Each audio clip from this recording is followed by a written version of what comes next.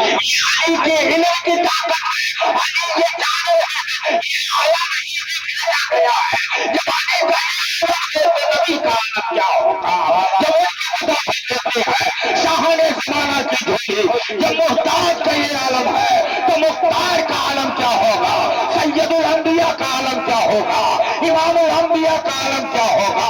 معزز سامعین کرام، دروازے سے سائل چل رہا ہے، اس کے ہوئے ہے اس طریقے سے اس کے جھولے کے اندر وزن پن ہوتا جا رہا ہے۔ کہا عجیب و غریب معاملہ ہے، دینے والا دیا تھا لیکن یہ گھر کے اندر بھی نہیں گیا تھا، یہی بس دینے والا اپنی زبان سے کچھ کہا تھا اور خالی یہ ہاتھ پر دم کیا تھا، مٹھی باندھا تھا، مٹھی باندھنے کے بعد اس جھولے کے اندر رکھا تھا۔ اس جھولے کے اندر رکھنے کے بعد یہ کہا، سب سے بڑی تعجب کی بات یہ ہے، سب سے بڑی تعجب کی بات یہ ہے، یہ دروازے کے اندر اس کا گھر بڑا دور تھا، بھیجنے والے نے بھیجا لیکن یہ کہا ہے کہ جس نے بھیجا ہے اسی کو دکھانا، بیچ میں نہ دکھانا۔ بڑا عجیب و غریب معاملہ دکھائی دے رہا ہے۔ معزز سامعین کرام، جب اس طریقے سے حضرت علی مرتضیٰ شیر خدا کے دروازے سے اسی غور و فکر میں وہ سائل واپس جا ابو جہل اسی تلاش میں تھا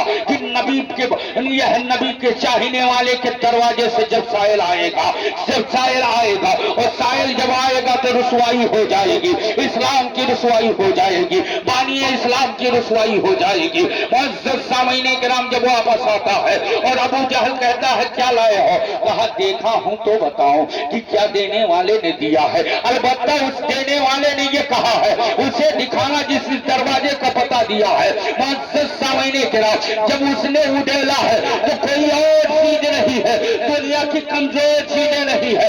اس سائل نے جب وہ خوب اڈیلا ہے تو اس میں ہیرے نکلے ہیں، اس نے فوراً اس ہیرے کو بند کیا اور بند کرنے کے بعد ابو جہل دیکھ کر اس طریقے سے اس کا یہ حالت بگڑ گیا کہ میں نے کہا تھا دنیا کی ہی چیز نہیں پاؤ گے، لیکن یہ تو عالم یہ ہے، یہ ایک دو ہیرا نہیں ہے بلکہ ہیروں کا انبار ہے، یہ دگنا کیسے میں دوں گا؟ معزز سامعین کرام، اس لالچی نہیں تھا، بات اثر کر گئی تھی، دروازے کے سائل پر اثر کر گئی تھی، بھرا ہیرا، اور ہیرا بھرنے کے بعد علی کے دروازے پہ گیا۔ حضرت علی مرتضیٰ شیر خدا کو آواز دی ہے، علی سے کہا ہے اے علی مرتضیٰ شیر خدا آواز دی ہے، علی باہر آئے۔ حضرت علی باہر جب آئے تو آپ نے فرمایا اے سائل، سبحان اللہ، سبحان اللہ۔ بیٹھیں آپ۔ اے سائل یہ بتا کم ہے؟ نیچے رکھ دو۔ مفتی صاحب جو کہہ رہے ہیں وہ کہیے، اس لیے کہ امام سے ہمیشہ کام ہے، نہیں کہیں امام بھی اپنا خیال کر دیا، امام کا خیال رکھیے۔ سبحان اللہ، سبحان کسی اللہ۔ دن رکوع میں اور سجدے میں اپنے گھر کا خیال ہو گیا تو بڑے بڑے خیال والے کرسی پہ پڑے رہے۔ نعرے تکبیر، نعرے رسالت، ہاتھوں کو اٹھا کے عشق محبت، عشق محبت، عشق محبت، عشق محبت، ذکر شہدائے کربلا، نعرے تکبیر، نعرے رسالت۔ حضرت علی مرتضیٰ شیر خدا اس سائل سے کہتے ہیں سائل کم ہے؟ سائل نے کہا کم نہیں بڑا دم ہے۔ آپ یہ بتائیے اس میں کیا آپ نے دم کیا تھا؟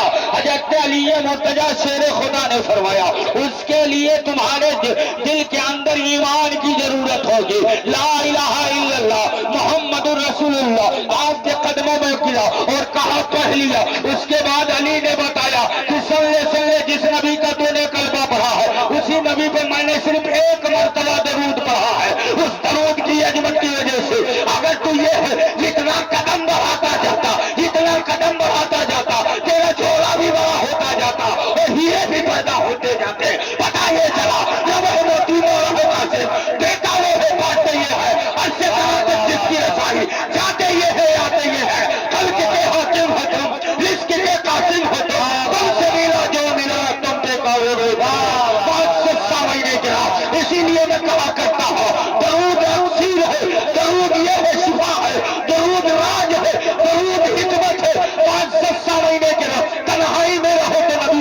پڑھو، خلوت میں رہو تو نبی پر درود پڑھو، جلوت میں رہو تو نبی پر درود پڑھو، اس لیے کہ مریض عشق احمد ہو دوا کی کیا ضرورت ہے، درود پاک پڑھنے سے ہمیں آرام ہو۔ واہ واہ واہ، نعرہ تکبیر، نعرہ رسالت، مسلک اعلی حضرت، عشق محبت، عشق محبت، ذکر شہدائے کربلا، نعرہ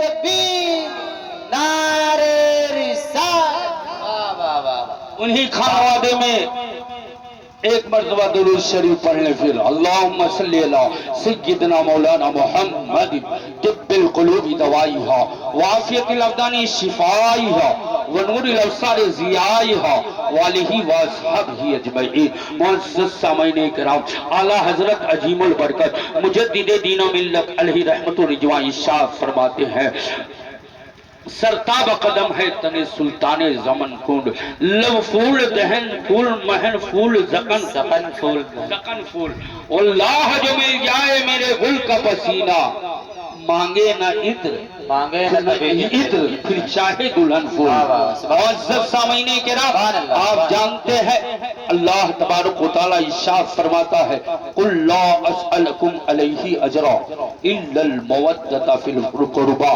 اے محبوب آپ فرما دو میں تم سے کچھ اجر نہیں مانگتا ہوں، کوئی اجرت نہیں طلب کرتا ہوں مگر اہل بیت کی محبت۔ یہ کم معاملہ پیش آیا؟ آپ جانتے ہیں جب نبی مکہ سے مدینہ تشریف لے گئے، جب مدینہ تشریف لے گئے تو جانتے ہیں ہجرت جب آدمی کرتا ہے مکان چھوڑ دیتا ہو، پراپرٹی چھوڑ دیتا ہو تو اس جائے دشواریاں آ ہی جاتی ہے، پریشانیاں آ ہی جاتی ہے، لیکن میرے مصطفیٰ کی زندگی سے یہ معلوم ہوا ہجرت سے انسان ترقی ہو جاتا ہے۔ آپ اپنا ہی زندگی کا جائزہ لیجئے، آپ گاؤں میں رہتے ہیں، ایک چائے کے لیے آپ محتاج ہوتے رہے، لیکن بمبئی جب چلے جاتے ہیں تو چائے ہی نہیں، آنے کے بعد جو چاہت ہے وہ کھلاتے ہیں۔ پتہ یہ چلا ہجرت سے انسان یہ کمزور نہیں ہوتا ہے، مضبوط ہوا کرتا ہے، اس لیے کہ اپنی پریشانی کو سوچتا ہے، اپنی دقتوں کو سوچتا ہے، اسی اعتبار سے وہ قدم بڑھاتا ہے۔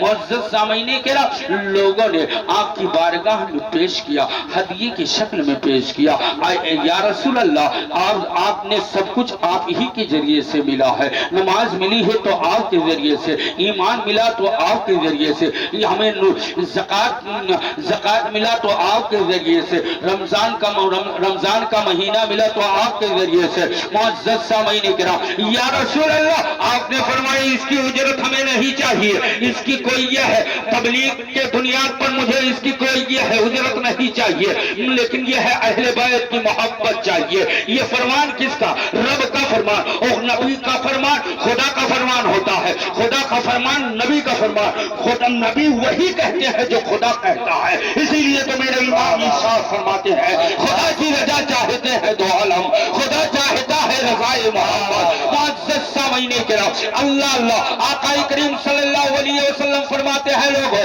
اے لوگوں میں تم سے کوئی اجرت نہیں چاہتا ہوں مگر اہل بیت کی محبت۔ یا رسول اللہ آپ تو ایک طرف سے دیکھنے کے اعتبار سے آیت کے اس مفہوم سے کہ یہ ہے آپ سے میں کچھ مانگتا نہیں ہوں، کچھ طلب نہیں کرتا ہوں، کوئی چیز کی چاہت نہیں ہے، لیکن دوسری طرف آیت کا آخری حصہ بتا رہا ہے کہ اہل بیت کی محبت کی طرف آپ بتا رہے ہیں۔ یا رسول اللہ کہا یہ میں لے نہیں رہا ہوں بلکہ دے رہا ہوں، اس لیے اہل بیت کی محبت تم کرو گے تو اللہ تبارک و تعالیٰ اس محبت کی بنیاد پر تمہاری گناہوں کو معاف فرما دے گا، تمہاری گناہوں کو معاف فرما دے گا۔ میرے آقا کی حدیث ہے جو مجھ سے محبت میری اولاد سے محبت رکھتا ہے، میرے آقا ارشاد فرماتے ہیں رب اس کی مغفرت فرما دیتا ہے۔ اللہ اللہ یہیں پر موقوف نہیں ہے، میرے آقا احمد مصطفیٰ صلی اللہ علیہ وسلم ارشاد فرماتے ہیں جو میری محبت میں میری اولاد کی محبت میں انتقال کرتا ہے اس شہادت کی موت پاتا ہے۔ بتائیے